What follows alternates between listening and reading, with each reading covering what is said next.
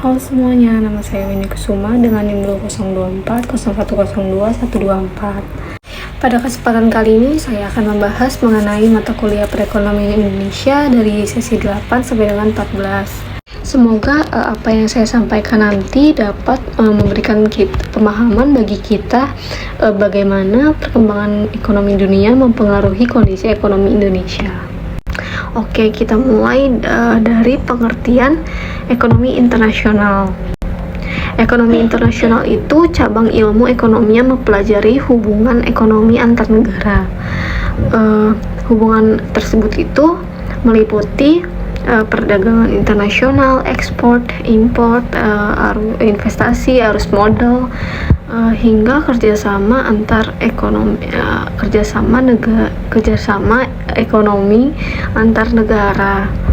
Berbeda dengan perdagangan internasional. Perdagangan internasional itu yang hanya berfokus kepada pertukaran barang dan jasa. Ekonomi internasional itu memiliki cakupan yang lebih luas karena juga membahas mekanisme perekonomian dunia secara keseluruhan serta dampak terhadap masing-masing negara. Dalam ekonomi internasional itu terdapat dua aspek, yaitu aspek mikro dan makro. Aspek mikro itu berkaitan dengan aktivitas perdagangan seperti ekspor dan import. Pada aspek ini dibahas bagaimana perusahaan dan konsumen itu melakukan transaksi lintas negara serta bagaimana harga dan permintaan mempengaruhi perdagangan internasional.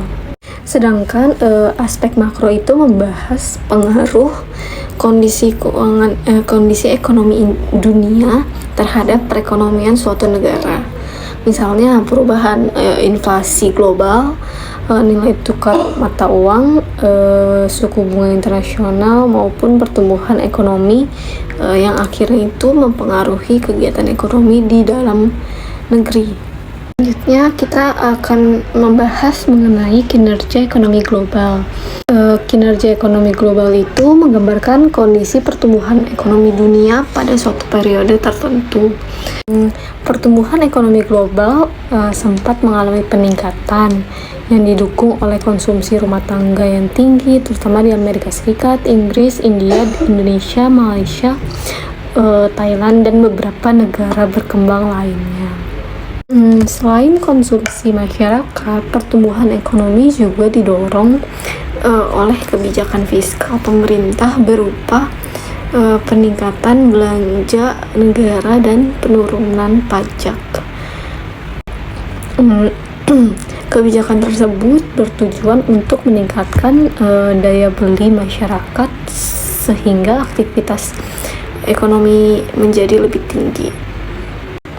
Namun di sisi lain terdapat berbagai tantangan yang menyebabkan perlambatan ekonomi global. Salah satu penyebabnya yaitu konflik perdagangan antar negara, khususnya antara Amerika Serikat dan Tiongkok. Konflik ini menyebabkan aktivitas perdagangan dunia menjadi lebih lambat sehingga ekonomi ikut turun. Selain itu, kenaikan harga minyak dunia juga menyebabkan biaya produksi meningkat. Akibatnya harga barang menjadi lebih mahal dan inflasi mengalami kenaikan. Faktor lain yang mempengaruhi adalah kondisi politik global, yaitu seperti Brexit di Inggris maupun berbagai kepastian politik di berbagai negara Eropa. Kondisi tersebut itu membuat investor menjadi lebih berhati-hati dalam menanamkan modalnya. Lalu sekarang kita membahas mengenai sistem ekonomi kapitalis. Sistem ekonomi kapitalis merupakan sistem ekonomi yang memberikan kebebasan kepada individu maupun perusahaan untuk memiliki alat produksi dan menjalankan kegiatan ekonomi. Dalam sistem ini, pemerintah memiliki campur tangan yang relatif kecil. Harga barang dan jasa ditentukan oleh mekanisme pasar melalui permintaan dan penawaran. Kelebihan sistem ekonomi kapitalis adalah mampu mendorong inovasi, meningkatkan persaingan usaha, serta menciptakan efisiensi dalam kegiatan ekonomi. Namun, sistem ini juga memiliki kelemahan, yaitu munculnya kesenjangan pendapatan. Beberapa orang yang memiliki modal besar akan lebih mudah memperoleh keuntungan dibandingkan masyarakat yang memiliki modal yang terbatas. Akibatnya distribusi kesejahteraan menjadi kurang merata. Selanjutnya kita akan membahas mengenai sistem ekonomi sosialis. Sistem ekonomi sosialis itu muncul sebagai bentuk kritik terhadap sistem kapitalis. Dalam sistem ini pemerintah memiliki peran yang sangat besar dalam mengatur kegiatan ekonomi. Sebagian besar alat produksi itu dimiliki oleh negara dan tujuan utamanya adalah untuk menciptakan pemerataan kesejahteraan masyarakat.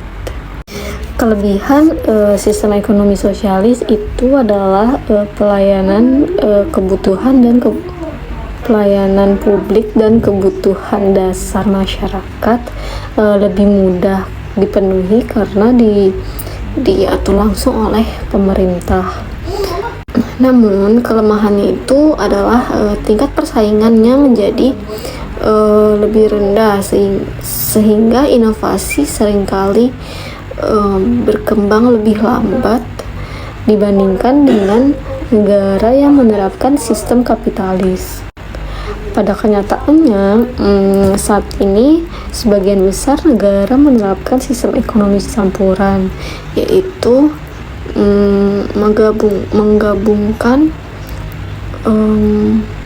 menggabungkan unsur kapitalis dan sosialis sesuai dengan kebutuhan masing-masing negara. Nah, negara kita ini, negara Indonesia juga menggunakan sistem ekonomi campuran yang berlandaskan Pancasila dan Undang-Undang Dasar 1945.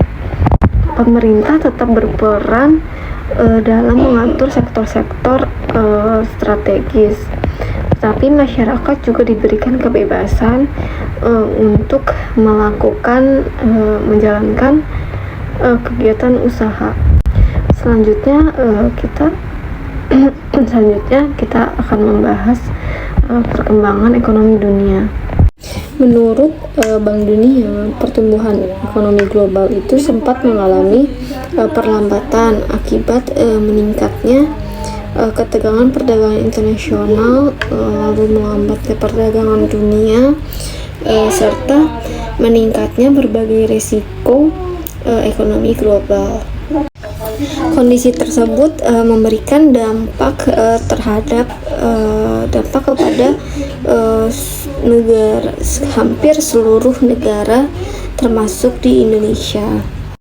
Beberapa dampak yang dirasakan negara kita Indonesia itu antara lain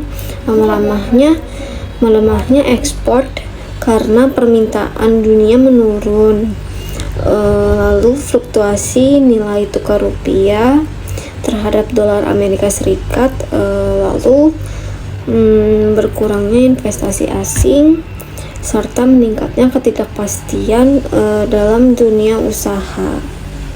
Namun, Indonesia juga memiliki peluang untuk tetap tumbuh apabila mampu meningkatkan sumber daya saing industri dalam negeri, memperluas pasar ekspor, meningkatkan kualitas sumber daya manusianya, serta memperkuat kerjasama ekonomi dengan negara lain.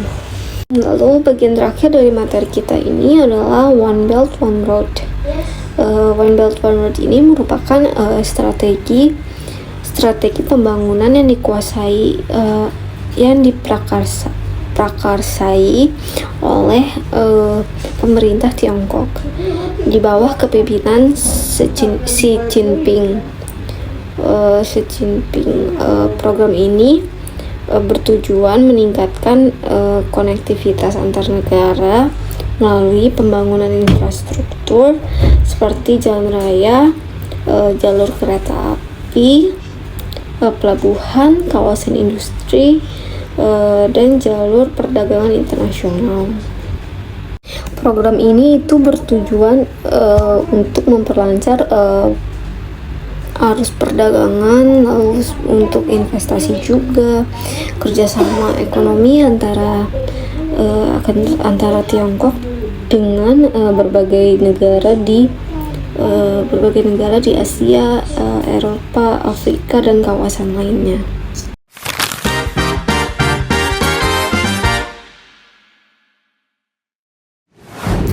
Bagi negara kita Indonesia, program One Belt One Road ini memberikan beberapa manfaat seperti meningkatnya investasi asing, pembangunan infrastruktur, lalu pembukaan lapangan kerja, serta meningkatkan konektivitas perdagangan. Namun Indonesia juga harus lebih berhati-hati agar tidak terlalu bergantung atau ketergantungan pada pembiayaan luar negeri dan tetap menjaga kepentingan ekonomi nasional.